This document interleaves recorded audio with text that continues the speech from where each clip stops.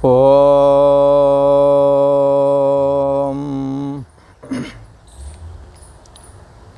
श्री योग वासिष्ठ के स्थिति प्रकरण में श्री वशिष्ठ जी महाराज बोले,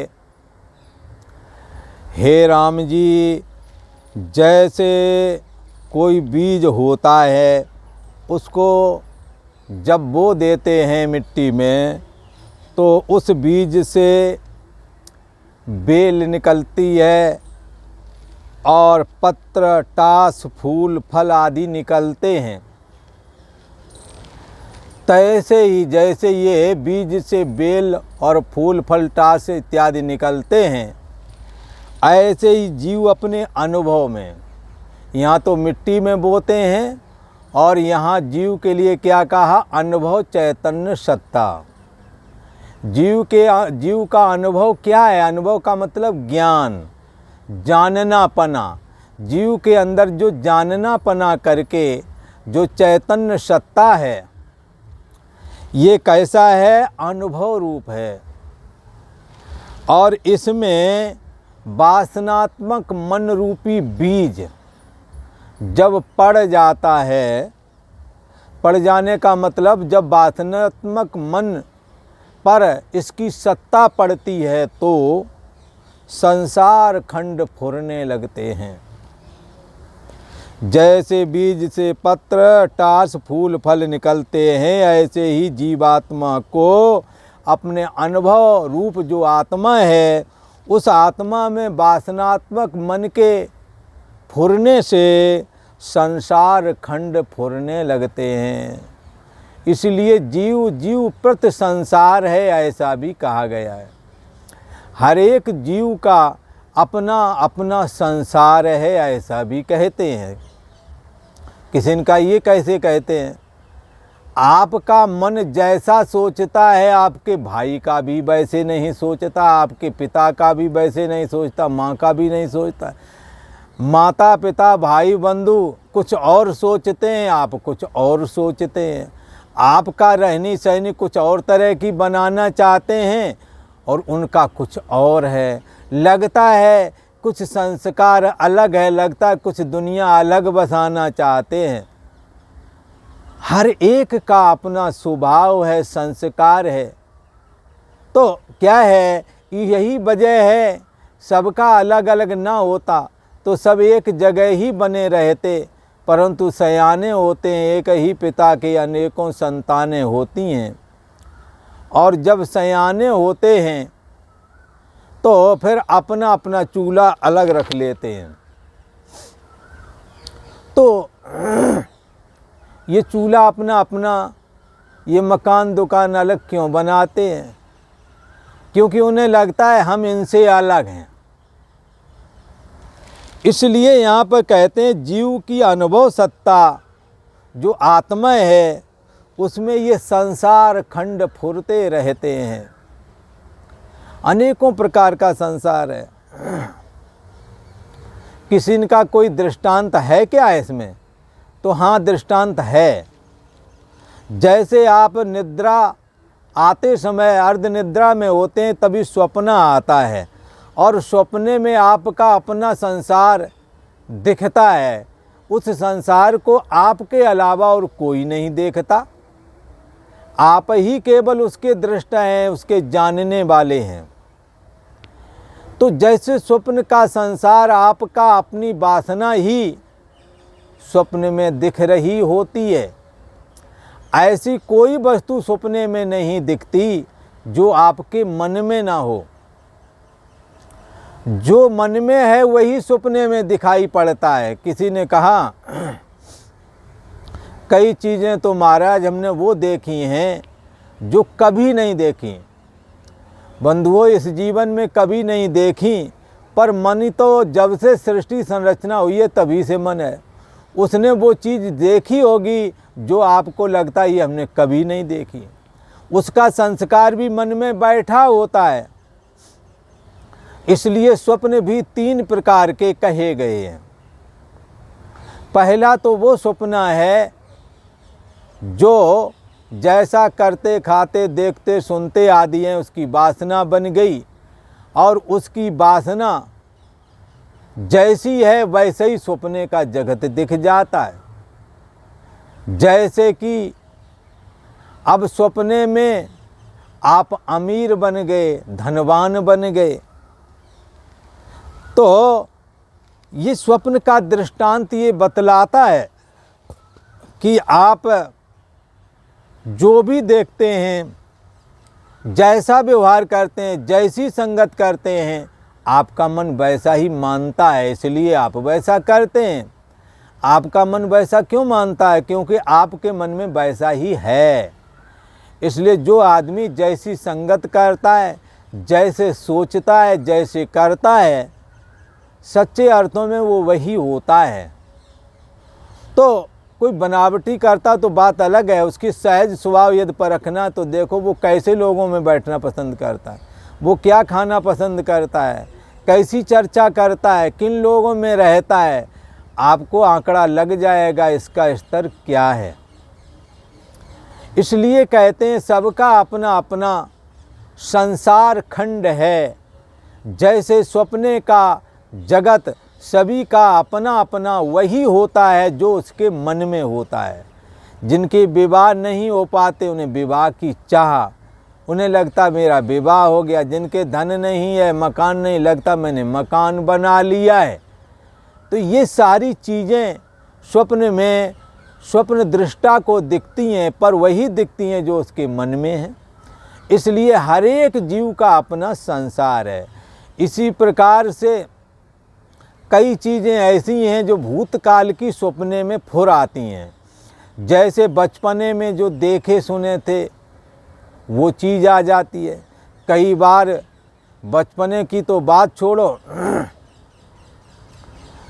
पिछले जन्म की भी कई बातें सपने में फुर आती हैं। और सपना इस प्रकार से वर्तमानकालीन सपना, भूतकालीन सपना, इसी प्रकार भविष्यकालीन सपना भी दिखता है। भविष्य में क्या घटित होना है तुम्हारे साथ में, ये चीज़ कई बार सपने में दिखती है। जैसे सो जावें और 4 बजे या 5 बजे के बाद में अथवा 4 बजे के बाद में देखे गए सपना प्रायः करके भविष्य में होने वाली घटनाओं को भी इंगित कर देते हैं। पर शर्त ये है, कई बार तबीयत खराबी होती है तो ऐसे में जो दिखता है वो मन का दोष माना जाता है। इसी प्रकार से जब कोई दोष नहीं, बुखार नहीं, कई बार कई चीज़ें दिन रात चिंतन करते हो वो सपना में आ ही जाएंगी, वो सुबह शाम कभी भी सो जब आ जाएंगी, तो उसको नहीं मानेंगे। शांति से बैठे, कोई चिंतन, शांति से लेटे हुए थे, सो रहे थे, कोई चिंतन कोई वो नहीं थी, पर उसमें आया, तब वो सपना सही माना जाता है कि आगे घटित होने वाला है। तो भविष्यकालीन स्वप्ने का जगत, तो इस प्रकार से स्वप्ना वर्तमान काल वाला स्वप्ना, भूतकाल वाला स्वप्ना और भविष्यत काल वाला भी स्वप्ना फुर जाता है। जैसे श्री रामचरितमानस में त्रिजटा नाम राक्षसी एक त्रिजटा नाम की राक्षसी थी, और सबन बुलायस सुनायस सपना, सबको बुलाया और अपना स्वप्न जो देखा था वो सुनाया और बताया कि तुम सब लोग इन सीता माता जी को जो तुम तंग कर रहे हो ये ठीक नहीं है। हमने एक सपना देखा है और हमने देखा है कि एक बानर आया है और वो बानर ने सारी लंका जरा डाली, बहुत सारे राक्षसों को मार डाला, और जो रावण है वो नंग धड़ंगा है, सिर मुंडित हैं, उसकी भुजाएं भी कटी हुई दिख रही हैं। खर आरूण नगन 10 सीसा, गधे पर सवार है, नंगा है। यही विद सो दक्षिण दिश जाई, दक्षिण दिशा की ओर गया है, और ऐसा लग रहा है लंका का राज विभीषण राजा बन गया है। हाँ, तो और फिर युद्ध हुआ है, रावण मारा गया है और परमात्मा श्री राम जी सीता माता को ले गए हैं, ऐसा सपना देखा है। यह सपना मैं कहूँ पुकारी, हो यह सत्य गए दिन 4 दिन के बाद में ये सपना सत्य हो जाएगा। मैं पुकार करके अर्थात प्रतिज्ञा पूर्वक कह रही हूँ। इसलिए सीता से करिए हित अपना, सीता जी की सेवा करते रहो, डराओ धमकाओ मत, ना मालूम कौन सी आपदा आने वाली है। ये भविष्यकालीन स्वप्न। तो जैसे बीज से पत्र टास फूल फल निकलते हैं, ऐसे जीवात्मा को अपने अनुभव रूप आत्मा में जब वासनात्मक मन सम्मुख जाता है चैतन्य सत्ता आत्मा के, तो ये जगत खंड दिखते हैं जैसे स्वप्ने में दिखते हैं। जैसे एक एक के स्वप्ने में जगत होता है। स्वप्ने देखने वाले अनेक हैं, सो रहे हैं, सबके अंदर अलग अलग ही स्वप्न चल रहा होता है, एक जैसा नहीं। तैसे ही राम जी इस जगत को भी समझना चाहिए। हम और आप एक ही पिता से जन्मे, अलग अलग हो गए सब, क्योंकि अलग अलग संस्कार रूप संसार हमारे आपके अंदर भरा पड़ा है।